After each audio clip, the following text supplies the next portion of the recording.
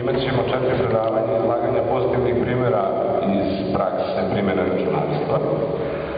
Tako da u toj prvoj seansi imat ćemo izlaganje Đorđe Pavlovića, učenika gimnazije Bora Stankovića o primjeni računarstva u jednom softveru za muziku, za određivanje tonaliteta i akorda. Nakon toga ćemo imati izlaganje Geo Bora, koje se govori o tome o jednom sredstvu za učenje geografije. Posle toga ćemo imati malo hardvera i mešavinu softvera iz Elektrotehničke škole Nikola Tesla, znači učenik Jovan Krstić govorit će i prikazat će svoj istraživački rad na temu primjene upravljanja uređajima u domaćinstvu.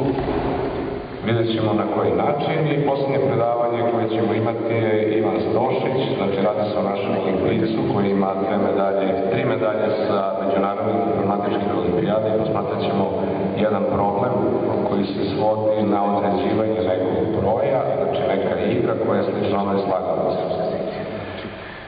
Članovi PDIS-a će ostati nakon toga i imat ćemo skupštinu negde od pola 1 do 14 sati, tako da planiramo da sa našim porodicama budemo danas za ručak oko 14:30. Ništa, to je ono što smo mi planirali za danas i dajemo reč Lazi da krenu